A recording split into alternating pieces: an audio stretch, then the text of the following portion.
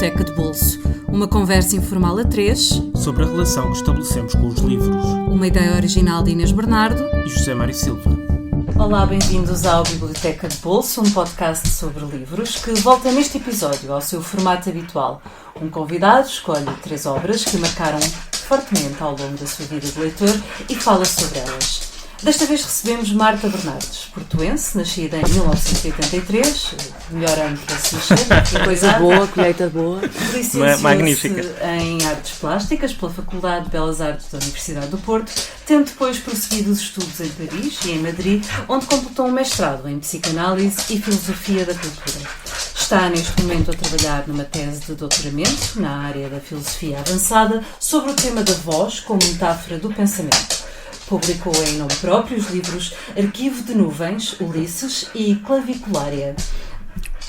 Desde 2005 que trabalha nas mais variadas áreas de cruzamento artístico, das artes plásticas à música, passando pela performance. No início deste mês de março apresentou o Jardim de Inverno do Teatro São Luís, uma leitura encenada do livro infantil Os Figos São para Quem Passa, de João Gomes Abreu e Bernardo P. Carvalho. Olá, Marta, obrigada por teres aceitado o nosso convite. Olá, minha querida, obrigada eu. Obrigada, já houve aqui uma performance da grande Póvoa. Deixai a tomar-nos. Pronto, mas acho que já se acalmou. Está muito contente com a visita da Marta. Também eu com ela, é linda.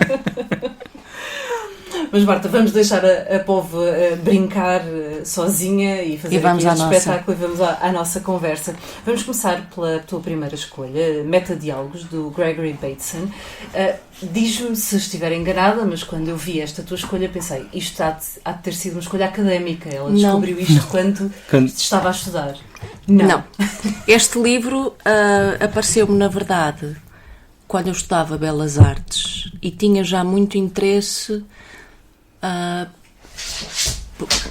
pelo diálogo como forma artística, porque na verdade a minha relação com as artes performativas foi sempre paralela à minha prática plástica. Eu estudei música, tive bandas, fiz teatro amador, essas coisas. Sim. Fui basquetebolista, que foi uma escola muito importante durante quase 12 anos, basquetebolista de alta competição. Portanto, a ideia de mexer o corpo, de estar no espaço, de fazer as coisas acontecerem no tempo, foi sempre uma preocupação que me ocupou e que permeou os estudos. E houve uma altura em que eu achei que o diálogo era uma forma de arte plástica.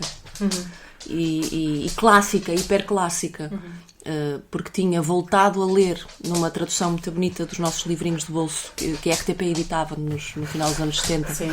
Os diálogos de a Apologia de Sócrates, do Platão. E então aqueles diálogos pareciam-me obras plásticas fechadas, obras artísticas. E na minha investigação sobre o diálogo como forma autónoma de arte, cheguei a estes diálogos.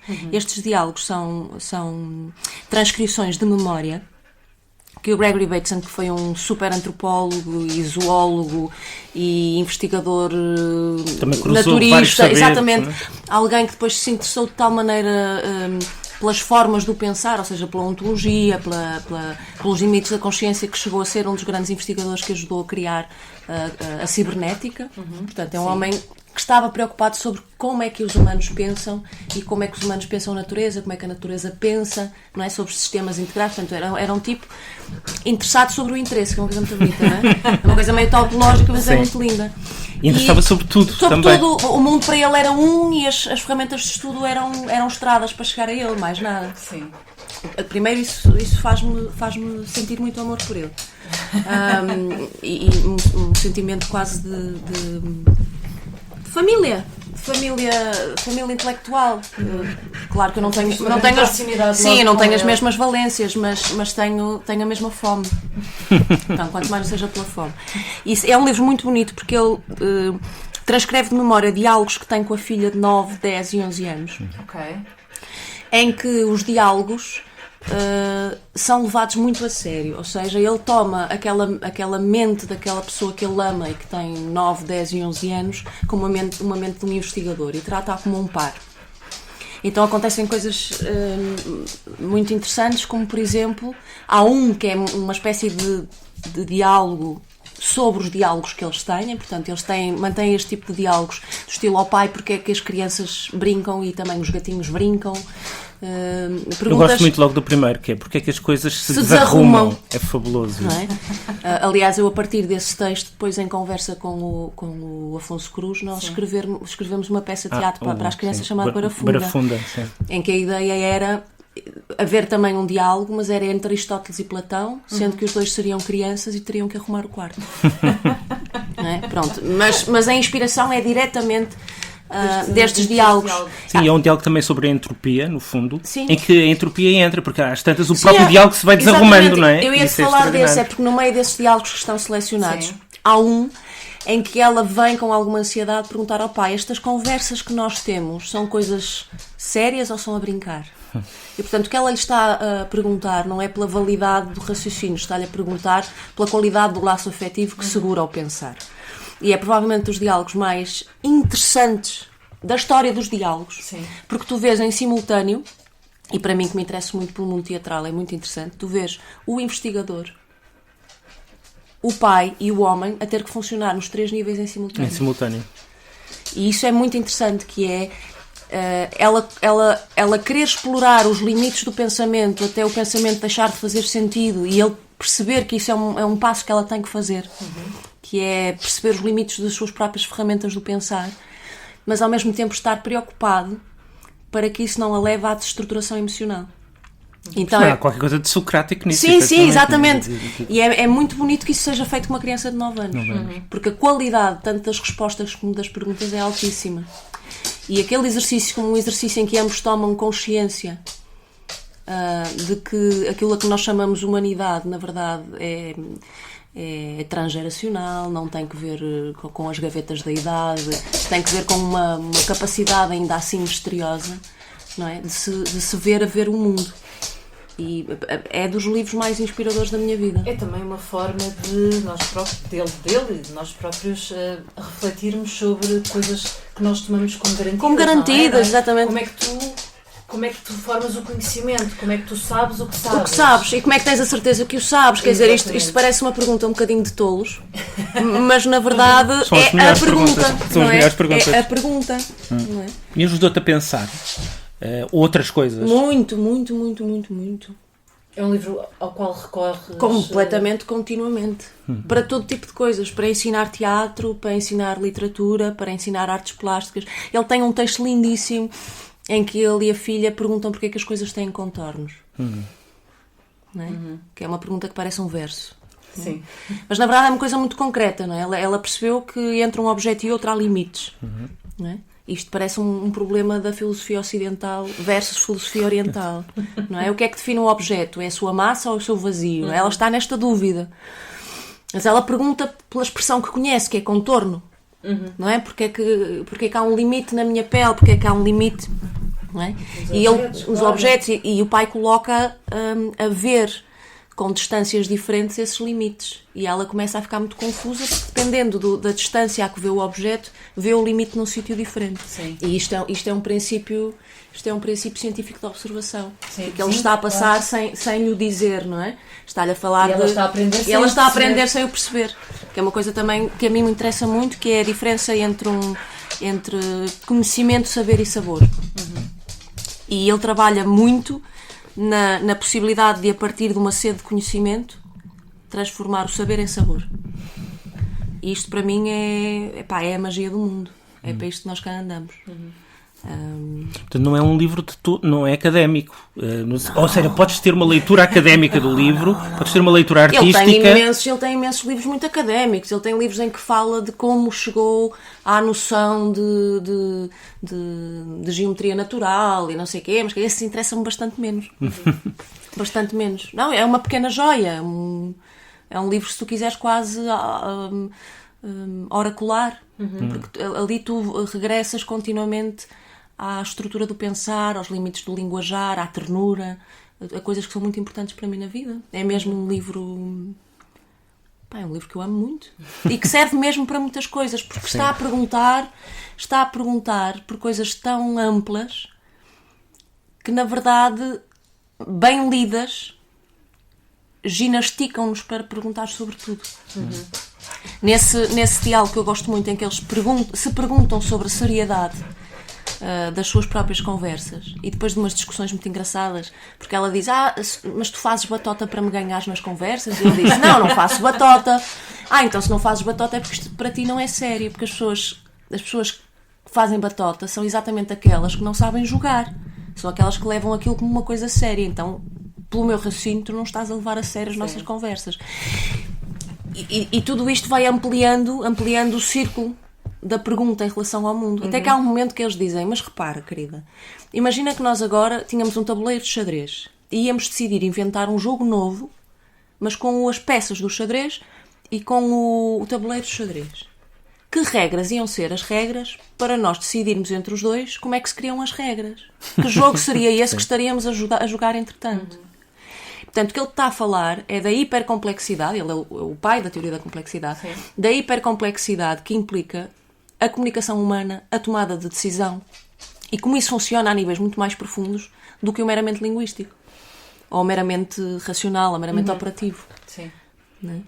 E falo com a simplicidade de uma história com uma criança de 9 anos. Pá, se isto não é um mestre... Há muitos manuais sobre como ser pai, como educar, e a maior parte deles são ou muito chatos, ou muito moralistas, ou muito, francamente, às vezes desinteressantes. Isto, se calhar, era uma... Querem... sim! Não é um modelo, necessariamente, mas... Pelo menos permite abrir-se ao outro, neste caso, à criança. Sim, a coisa que é mais impressionante naqueles diálogos é a qualidade da escuta um do outro. Há ali um profundo respeito. Ou seja, ele tem consciência que, apesar de ele ter um papel de tutor afetivo e de tutor económico e de tutor de uma série de coisas, portanto, ele é um bastião, também, ele é um bastião na vida daquela criatura, há um respeito pela existência mental. Porque aquela pessoa que está ali já não é só uma potência, já é uma pessoa.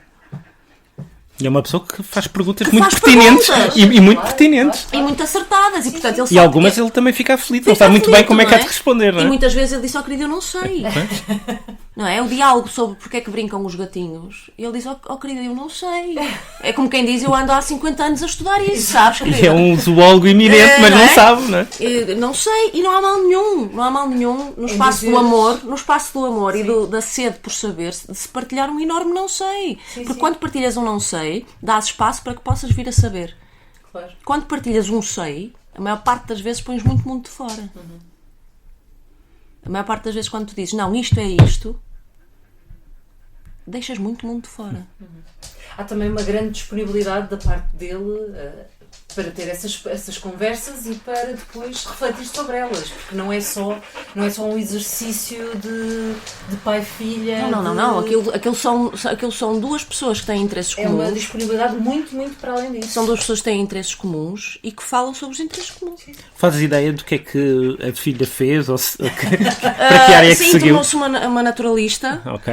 Seguiu com a fundação do pai, porque a mãe também é uma pessoa muito interessante. Foi quem criou as chamadas psicoterapias dinâmicas de família. Portanto, ela, inspirada pela teoria da complexidade que ia discutindo com o marido, porque eles eram sobretudo companheiros intelectuais, ela percebeu que o espaço analítico em que ela trabalhava como psicoterapeuta era muito reduzido, porque via o indivíduo como uma ilha, falando dos seus fantasmas, quando na verdade muitos dos fantasmas estavam vivos e estavam a viver numa dinâmica, não é? Numa constelação. E ela também escreve ou não? Escreveu. A filha? A filha, sim. E eu acho que também teve sorte de ter um pai desses. É incrível. E uma mãe e tudo. Sim. Não, mas é muito bonito porque há algumas imagens, inclusive ela já com 40 e tal, 50 anos, a falar do pai, da memória do pai, na natureza, como uma pequena menina espantada. Eu acho que a coisa mais bonita que estes pais lhes deixaram foi mesmo esta capacidade de espanto que nós perdemos muito, não é? Porque é preciso pagar as finanças e não sei o quê. Pagar a segurança social. E isso eu acho que há alguma coisa que a literatura ainda pode, como as outras artes, pode voltar a ensinar-nos. É recuperar uma via de espanto. Não é? E portanto, para te dizer, este livro é um livro técnico, é um livro académico, Para mim é literatura pura e dura. É um livro de poesia também, não é? Literatura pura e dura. E por falar em poesia, passamos para a tua segunda escolha, as minha Tisanas da Anna Atherley. Continuamos no espanto, não é? Continuamos no Pois, espanto. e na improbabilidade, que é uma coisa que me interessa muito. Como é que tu chegaste às Tisanas? Por causa das artes visuais, porque a Anna Atherley é uma artista plástica muito importante. Exato. Não é? E ela juntava, numa só figura, ainda por cima numa figura feminina, juntava muitas das coisas que me interessavam. Que era um prazer por escrever que se transforma em desenho, um prazer em desenhar que se transforma em literatura, um prazer em estudar que se transforma em obra de arte, um prazer em ouvir e falar que se transforma em ação, um prazer no objeto livre que se transforma em instalação. Ou seja, uma ideia barroca no sentido processual, em que uma coisa gera outra e há uma espécie de pânico do vazio na estrutura da produção. Sim. Mas ela assumia-se como barroco e estudou o barroco, não é? Mas o que é muito extraordinário nesta mulher é que, para além dela ser esse rato de biblioteca que se escreveu sobre o barroco e sobre a colocação dos versos nos espaços e não é? Dessa espécie de protoletrismo na arquitetura, essa coisa meio labiríntica onde ela se perdia, é muito engraçado como o output, portanto a forma como os seus objetos saem do corpo, depois estão muito próximos de estéticas orientais, da depuração, do vazio, do silêncio, da frase curta e aparentemente opaca, não é? Um ascetismo zen. Sim, quase, uns ditos assim epigramáticos que deixam imenso eco. E esta conjunção de duas coisas à partida incomportáveis, de um lado, não é? E o vazio do outro, e a rarefação do outro. Quem é este? Ou seja, que processador é esta mulher? Não é? Que máquina é que ela tem dentro dela? Na cabeça, não é? Que cabeça é esta? Na cabeça, neste corpo, nesta sensibilidade, nesta relação com os idiomas. Nesta relação com os idiomas todos. Quando eu digo caligrafar é um idioma, escrever é um idioma, manusear o papel é um idioma. Ela tinha 72 anos, andava a aprender a grafitar em Lisboa. Exatamente. Porque percebeu que havia ali toda uma linguagem que tinha uma tradição clássica, ou seja, que os pintores clássicos, com a coisa da assinatura e da técnica e de deixar os seus nomes e as suas mensagens secretas, os tags, não é? Tinham os seus tags. Que na verdade tinham saído da academia e estavam na rua, que para ela era uma coisa, ai que giro, não é? Eu que tive no PREC, que fui uma... de repente tenho aqui uma linguagem, não é? E faz uma coisa, mesmo as coisas que ela faz com a linguagem do grafite, são de uma elegância do ponto de vista visual, que é uma elegância que tu não encontras na matéria na rua. Estão passadas por esse processador altamente zen e sofisticado, depurado, não é? Pronto, e esta mulher intrigou-me muito. Chegaste a conhecê-la ou não? Não. Via uma vez, ela já estava muito velhinha, porque um grande amigo meu, António Preto, que depois entretanto se tornou um grande especialista na obra do Manuel de Oliveira, antes de ser especialista na obra de Manuel de Oliveira, foi um grande estudioso, fez uma belíssima tese de mestrado sobre o experimentalismo e o letrismo português. E ele é mais velho que eu, quase 10 anos. E, portanto, numa das visitas que eles fizeram, portanto, que o António fez à Anna Atherley, eu cheguei a vê-la. Mas ela já estava velhinha, já estava, como eu dizia, já vinha de casaquinho de fato de treino. Mas sim, isso era o street style. Era o street style, exatamente. É uma mulher mesmo muito interessante. E depois tem outra coisa, é que tinha muito sentido de humor. Que é outra coisa que eu aprecio largamente. E que nem sempre encontramos na literatura portuguesa, não é? Muito sisuda, muito séria. Muito... Sobretudo quando é uma literatura portuguesa muito erudita, porque a literatura dela é super erudita. Mas divertida. Divertidíssima. Eu quando me apercebi que quando ela falava nas Tisanas do porco Rosalina, aquela espécie de companhia surrealista que ela tinha, que passava nas montras e via o porco Rosalina a comer gelados e passava nas montras e via o porco Rosalino a tricotar, quando eu percebi que o que estava ali era um jogo barroco e que porco era um anagrama de corpo, e que o que ela via era a si própria dentro das imagens, não é? Sim. Dentro das imagens espectrais das montras. Pá, quando tu começas a descobrir o truque barroco daquela aparente aspereza, tu riste a bandeiras despregadas, porque e também finura. Não é? Começas a ver vês os dois, vê-la ela porquinha. O porco dela e o teu próprio porco. Não é? E isso é muito bonito, teres uma literatura que, sendo refinadíssima, mentalíssima, não é? Com tanta facilidade, te devolve à primeira relação tátil com escrever e com ler. É uma tipa muito completa. Depois também há o aspecto do livro ser um work in progress, não é? Ela começou foi nos anos 60, mas foi escrevendo, foi acumulando. Porque as tisanas eram não uma literatura, eram uma prática. Era uma prática de autoconhecimento e de relação com o mundo, que é uma coisa que me interessa muito, que é, qual projeto? O projeto do livro. O projeto é a vida. Sim. E o projeto da vida é vivê-la. Ela encontrou aquele sistema de se relacionar com alguns pensamentos, não é? De se relacionar com a sua própria literatura, com a relação com os outros, não é? Espécie de o mais inteligente e refinado comentador que nela existe, não é? Pronto. E isso foi-se desenvolvendo. E ela, conforme ia achando que as coisas... Sim, senhora, já há aqui um corpo mais... Vou lançar. Pelas razões mais... Porque o editor disse anda lá, ou porque vão fazer não sei quantos anos que eu fiz não sei o quê. Portanto, é isso. Ela era muito rigorosa também com essa coisa de manter a memória da sua própria vida muito documentada, quase obsessivamente. Este é o postal que eu troquei com não sei quem, no dia tal, não sei o quê. Porque, repara, estamos a falar de uma mulher a fazer este tipo de trabalho arriscadíssimo, novíssimo, ao mais alto nível do que se faz na Europa, nestas áreas, não é? Em Portugal. Portanto, se esta mulher não tem uma certa obsessão por insistir em existir historicamente, eu não ia saber quem ela é, ninguém ia saber quem ela é. E é muito importante, quer dizer, não tínhamos ilusões, não há Ernestos sem a investigação não é? Eles chamavam a Ana a nossa rata de biblioteca, porque quem fazia muitas vezes o trabalho de sapa para dar cabimento às intuições dos companheiros era ela. Ela era ela. Portanto, era generosa também, não é? Super. Não é? Chamavam-lhe mesmo, Ana, vá lá você estudar isso, você que é um rato de biblioteca. Não é? Você é que deve saber sobre este assunto. Não é? E portanto, eu acho muito bem que ela tenha obsessivamente tentado deixar a sua marca histórica. É necessário ainda hoje, caramba, ainda por cima hoje é dia 8, olha, repara, olha a ironia linda. Estamos a gravar, é verdade, no dia 8 de março. Que infelizmente ainda é necessário. Sim. Portanto, imagina o que é uma mulher... E vai continuar a ser. Portanto, imagina o que é uma mulher destas, não é?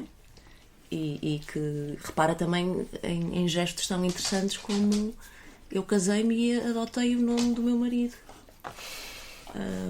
Porque qualquer gesto de distanciamento sobre o que era a minha sociedade era importante.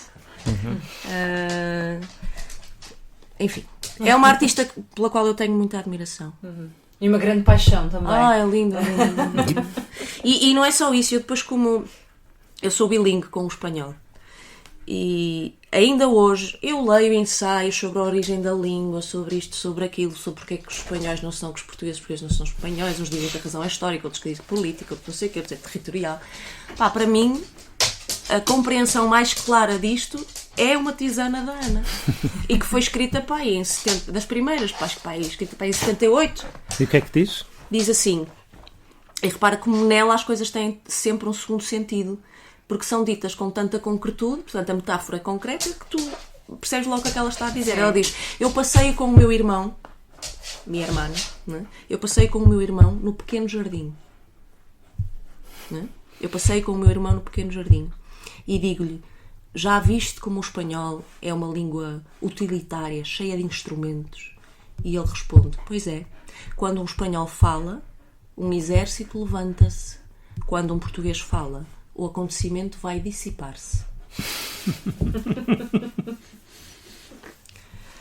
Esta mulher passou pelo PREC, avançou, não é? Em encontros com poetas revolucionários de outros países. Assistiu à dissipação também, não é? Sinto-se. Ela só está a falar de linguagem. Exato. Ela e só está a falar de tudo o resto ao mesmo tempo. É dos retratos mais acutilantes, mas mais acutilantes. Diz tudo? Diz-te tudo, pá. E olha-me a finura, meu. Esta mulher é um gênio, meu. Olha-me esta finura. Eu só quero cheirar a isto uma vez na vida, não quero mais nada. Coisa bonita. Pá, e o próprio nome, repara, ela chama-se Ana. E é Ela percebe-se que vai fazer uma coisa que é quase uma prática, apesar do seu material ser barroco, que é quase uma prática ocidental, é uma cerimónia que ela Exato. faz consigo própria, uma cerimónia do chá. Sim. E ela chama aquelas pequenas, não é? Aquelas pequenas frases, aqueles pequenos raciocínios, as suas tisanas. E tu já alguma vez tentaste escrever tisanas tuas? E eu comecei a escrever para copiar, como é óbvio. Obviamente aquilo um fracasso. Não eram tisanas, eram tisartas, vá lá. Sei lá, menina, aquilo eram coisas. Obviamente, para copiar. A ela e a outras. Copiar. Não tenho pudor nenhum em dizê-lo. Copiar é os bons, pá. É a melhor forma de Mas depois, como não é? percebi que eu estava a fazer karaoke, não é? Mal por mal, mais valia. Mesmo Tentar fazer coisas que fazem mesmo mesmo que sejam tuas. fraquinhas as canções, pá, são feitas para a minha voz. É mais simples. Pronto, karaoke é giro, entreteste, sais à noite e tal, Exato. dás um show, és capaz de até conseguir ir a um Got Talent, não é? Portanto, é um salão, Exatamente. podes chegar a um salão ou outro, mas começas a perceber que aquilo é artificial para o teu corpo. Que uma coisa é amar, outra coisa é transformar-te na coisa amada, não é? É muito perverso. Aliás, é a definição de melancolia. E a melancolia não é uma coisa bonita de se viver. Não é? Sim. Transformaste na coisa amada. Pode ser bonita de se ler, mas de De viver não mais, é é mais tramado. Não é muito tramado. simpático. Eu amo muito a literatura, mas com todo o respeito, não há poema maior do que ter nascido. E, portanto, com respeito, sim senhora, senhor Pessoa, sim senhora, senhor Joyce, sois os maiores. Mas, quer dizer, eu quero rir-me de manhã. Mas quero cada um com a sua evitar- tisana. Com a sua tisana. Falámos já um bocadinho do Oriente, Sim. en passant, e a terceira escolha é mesmo do É Oriente, mesmo. o livro das mutações, o I Ching, que curiosamente houve uma única pessoa que trouxe esse livro ao nosso programa, que foi a Joana Bertolo, e que na altura disse: eu sinto-me muito sozinha no gostar deste livro, porque ninguém gosta do I Ching, porque depois explicou que há uma percepção muito distorcida do que é o I Ching, mas sinto-me muito solitária neste gostar do livro. Pelos vistos não está assim tão solitária Mas tu própria. Atenção, vamos lá ver uma coisa. Eu sou introduzida à série ao I Ching. Eu conheci o I Ching enquanto objeto de estudo por causa do meu mestrado. Porque o I Ching foi estudado e trazido para a Europa com muita força pelo Jung, o estudante do Freud. Certo. E ele encontra neste livro um objeto que de alguma forma dá prova de que a ideia de um arquétipo do funcionamento da psique humana está registado. A minha paixão, quando eu sou muito amiga da Joana, eu sou uma espécie de prima, irmã, não sei. A gente até nem fala assim tanto de literatura, mas aconselha-se muito e lê os livros uma da outra à outra, essas coisas. E dedica, pronto, e passa fins de semana na casa umas das outras, e ela, quando vai ao Porto, fica comigo. E falamos da vida e dos namoros e do dinheiro, essas coisas. E é ela quem me introduz mais profundamente à prática do uso do I Ching. E foi aí que eu descobri que havia uma coisa no I Ching que me interessava mais do que aquilo que eu sabia sobre ele. Tanto é que eu há 4 anos, se não me engano, fui convidada para uma residência artística com o Daniel Jonas, de onde saiu um livro muito bonito do Jonas, com o Miguel Bonneville e com um jovem cineasta que se chama Rui. E era uma residência em torno da obra O Espaço e o Corpo, os espacialistas do Gonçalo M. Tavares. E tanto é que de tal maneira eu percebi que era preciso introduzir ali uma outra dimensão de relação com o livro, porque a proposta era que fizéssemos um livro em conjunto, que eu pedi para trazer a Joana a fazer uma sessão de apresentação do método de uso do I Ching. Foi a coisa que mais me interessou. Ou seja, há ali uma performatividade e uma relação de intimidade com o objeto livro que me parece uma coisa de uma emancipação do leitor. Inteligentíssima. E tu chegares à conclusão que há 5 ou 6 mil anos já estava sintetizada, não só num corpo textual que já é riquíssimo por si, porque são pequenos contos exemplares, pequenas imagens, parábolas, conselhos sábios, não é? E é mais complexo ainda do que isto, porque é mesmo refinado e inteligente. É cultura popular. Okay? E depois implica um método de uso que é do âmbito da matemática, portanto da estatística e da probabilidade, não é? Portanto, aqui um jogo combinatório, mas que na verdade, se fores obsessivo e fizeres contas a sério, percebes que efetivamente é bem capaz que aquela sequência seja a que tu precisas de ouvir naquele dia. Percebes? Sim. Toda a gestualidade que implica lançar uma moeda, lançar 2 moedas, 6 vezes mais 6 vezes. Se as 2 moedas caírem para o mesmo, não é? Na mesma face, colocas um risco contínuo. Não é? Portanto, transformas o gesto do azar num grafos, num desenho. Se ela cair uma para cima, outra para baixo, é um risco interrompido. Pronto. E a partir desses... Formas o hexagrama. Exatamente, é? Formas um hexagrama, que é um desenhinho. Esse desenhinho, ele próprio, já te dá uma espécie de primeira condensação do nada, que é o azar, a possibilidade total. Primeira condensação. Portanto, tens um gesto, não é? Estás a falar com o tempo e com o espaço, não é? Com 2 objetos. A seguir tens um grafos, que ainda é do âmbito do abstrato, não é? Que é um desenho. E a seguir esse desenho tem um número, e esse número tem uma palavra. Não é? Essa palavra tem 2 perguntas, ou 3, ou uma associada. Portanto, é a grande pergunta daquele desenho. E tem, a seguir, o conteúdo daquele conselho, do conselho expresso de 3 maneiras.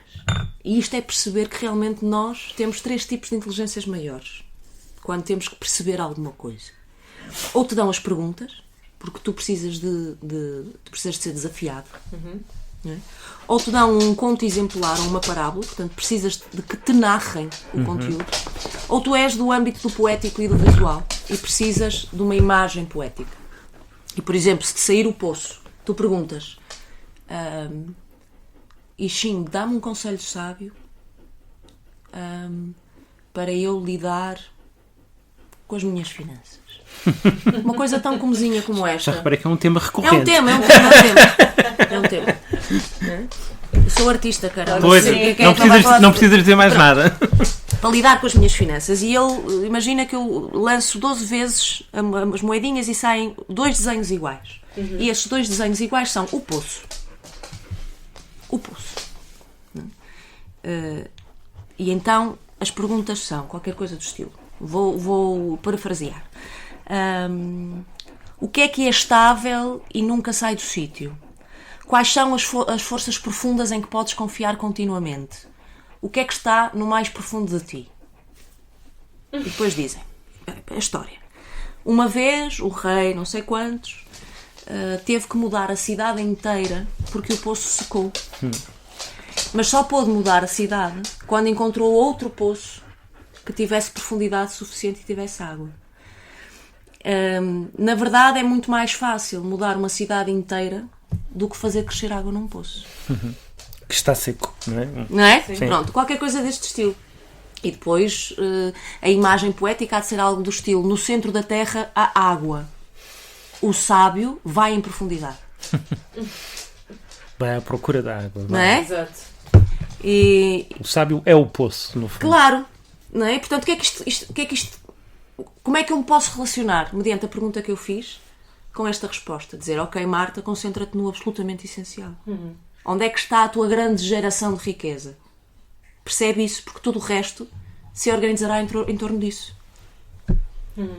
Mas o que eu faço com a minha relação com o livro, sou eu que faço. Isto é das relações mais profundamente literárias que podes ter com um objeto de livro. É uma narrativa pessoal, totalmente pessoal. É um jogo projetivo. Só que está feito de uma maneira tão bem feita que realmente há ali palavras sábias. Coitadinho do Paulo Coelho. Percebem o que quero dizer? Sim. Compreendem o que quero dizer? O problema é as pessoas confundirem a riqueza extraordinária do livro. É um dispositivo psicossomático. Mas pode ter, obviamente também pode ser uma abordagem muito superficial e isto muito, pode ser viciante. Muito fuleira. A Paulo Coelho sim, podes sim. ter, como podes ter uma muito mais inteligente, profunda. E a mim dá-me... E a base é a mesma, os resultados são completamente diferentes. Não, eu às vezes preciso de títulos para coisas. Por exemplo, o filme que nós fizemos, acabamos por fazer nesta residência, um filme-livro que se chamava qualquer coisa como Sobre a Tempestade da Casa. Porque a ironia das ironias saiu o desenhinho da casa. Nós numa residência... Numa residência saiu a cara. Pronto, é isso, depois estas coincidências, ou seja, o que é que este livro também te prepara? Este livro prepara-te para ser poeta, se quiseres. Não é? Porque prepara-te para colheres as coincidências, para as veres. Não é? Mas elas estão lá. Mas ela não estar atento. ela prepara-te para as colheres. E, portanto, nesse sentido, é um livro que te dá abundância. É um livro que te forma para a contínua leitura. Não é? Por isso é que ele é também o livro das transmutações ou da transformação contínua. Porque os seus núcleos são tão ricos e ao mesmo tempo tão abstratos. Sabes? Que são como os elementos primordiais do universo. Tipo, tens hidrogênio, tens oxigênio, tens carbono. Agora, a combinatória disto dá desde um anormal a liderar o Brasil, não é? Até até a nossa querida Póvoa, que está ali maravilhosa a roer o seu brinquedo. Quer dizer, e é tudo, não é? Eu prefiro a Póvoa. Profundamente. 1 milhão não é? de vezes. E, aliás, até prefiro a Póvoa a gerir o Brasil. Isso é outra questão. Acho que fazia, pelo menos não fazia tanto dano. Podia não fazer nada de jeito, mas pelo menos não estragava. A Joana dizia que lia todos os dias, nem que fosse um bocadinho do I Ching. Como é que é a tua relação? O livro é... Tu de vez em quando voltas lá? De vez em quando vou lá. De vez em quando vou lá. Quando tu estás, por exemplo, num impasse criativo, ajuda-te a sair desses bloqueios? Ou... Sim, mas eu tenho esta relação que é... Tanto me ajuda ele como me ajuda aquela coisa de... Ora bem, esta é a biblioteca da minha mãe, que eu não conheço tão bem, não é? Vou abrir aqui a meio. E às vezes a relação que o I Ching me ensinou com o livro é que me salva, porque eu abro qualquer livro e eventualmente a resposta está lá. Porque portanto, qualquer livro é um I Ching, sabes? Porque aquilo treinou-me para uma relação de leitura que eu de repente abro uma coisa qualquer sobre direito civil e leio. O ato repristinatório só é repristinatário e digo, isto é muito bonito. És a única pessoa que acha isso. Não, e depois vou ver o que quer dizer repristinatório e divirto-me imenso e depois resolvo um problema. Que era um título qualquer que eu tinha que resolver. Porque vou entender o que é que aquilo quer dizer. Portanto, o que o I Ching me deu... não, porque eu não tenho, para o bem e para o mal, não tenho grandes questões de controle sobre o tempo, nem sobre quem está à minha volta, nem sobre a ideia. Eu acho que não faço a vida, eu acho que sou vida. Controlar o pouco que tenho que controlar para sobreviver já chega, que me dá trabalho, não é? Essa ideia de que tu fazes uma vida chega a ser um bocadinho arrogante, não é? Tu és vida e é a partir desse núcleo que tu decides, operas, transformas. E, portanto, essa relação verdadeiramente adivinhatória, não... Agora, como sistema, se tu quiseres, performativo, como sistema de relação... Isso interessa-te. Isso eu acho que é dos mais belos dispositivos. Tanto é que eu, por exemplo, com o Miguel Manso tenho uma relação muito gira. Nós temos um livro em bolso que é fazer com os 21 arcanjos maiores do tarot. Ele tem essa relação com o tarot. Ele também nos falou disso. Ele esteve cá e falou e para mim é exatamente o mesmo tipo de relação. Ele usa o baralho do tarot poeticamente, claro, não é? Claro. Portanto, a relação que eu acabei por desenvolver no início, a relação que eu tinha com os diálogos socráticos, que tenho também com o texto da Anna Datterley, que é abres em qualquer lado e aquilo pim-pim, não é? Ou que tenho até com os metadiálogos que me servem para pensar tudo, não é? São uma espécie de livros que são teorias gerais do todo. Não é? São livros raros e são livros pelos quais eu tenho muito apreço. Porque eu gosto de livros especialistas, claro que gosto, eu também sou nerd e também tenho o livro sobre o caligrama não sei o quê, que o Ernesto fez, mas também tenho, pronto. Mas esta coisa do saber compartimentado faz-me um bocadinho de comichão. Preferes estes I Chings que vais... Prefiro.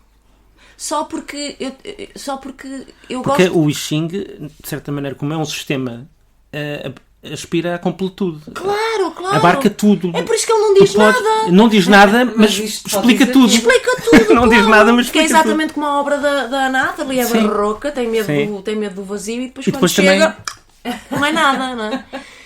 E esta ideia, que eu acho que é um problema gravíssimo da sociedade ocidental, e aqui já me estou a armar em filósofo, mas é mesmo uma coisa que eu penso assim com os intestinos e com o esófago, é que esta ideia de que os opostos se excluem mutuamente, pá, é o fim de tudo que é vivo. Não, as coisas não são ou, as coisas são e. Percebes? E esta ideia de conjunção, que há muitos séculos desapareceu do pensamento ocidental, tem deixado muitos danos, pá. Entendes? Sim. Tu não és homem ou mulher, tu não és rico ou pobre, não é? Ou tu não és isto... Bom ou mau, tão simples quanto isso. Calma! Tu és és em conjunção, aliás, tu só existes porque entre os hidratos de carbono, não sei quantos, e não sei quê, e os átomos de hidrogênio, não sei quê, houve um gesto qualquer que pode-se chamar amor, por isso é que os místicos chamam isto amor, mas são atos de conjunção. A matéria decidiu ser conjuntiva. Pá, é uma arrogância, é uma arrogância sistémica. Tu achas que a partir dos instrumentos do pensar vais organizar o mundo dividindo. Se queres um mundo vivo. Percebes? Isso para mim é que é contraditório. E portanto, tudo que seja uma literatura que me ajude a estar na vida, a estar com a vida, pá, prefiro. E agora a Marta vai se dedicar a estar com a vida aqui da Póvoa, que está a lambê-la furiosamente. E enquanto estão neste momento ternurento, eu recordo que o Metadiálogos de Gregory Bateson está publicado na Gradiva e disponível por cerca de 8€. 463 tisanas de Anna Hatherley tem uma edição da Quimera, mas está infelizmente esgotada. E o I Ching, da Complete I Ching, nós encontramos apenas esta edição em inglês traduzida pelo mestre taoísta Alfred Wang. É bem boa. 17,22, portanto recomendada pela Marta. Podem encontrá-lo no Book Depository. O Biblioteca de Bolso está de regresso daqui a 15 dias com mais um convidado que nos vai falar sobre as 3 leituras que o marcaram e sobre as experiências de leitura. Até lá, sigam-nos nas nossas redes sociais, no Facebook e agora também no Instagram. E lembrem-se que podem encontrar e recomendar o Biblioteca de Bolso em qualquer plataforma, incluindo o iTunes, o SoundCloud e o Spotify. Marta, muito obrigada. Obrigada eu, caramba. E para quem nos ouve, até à próxima e boas leituras. Beijinhos. Até à próxima.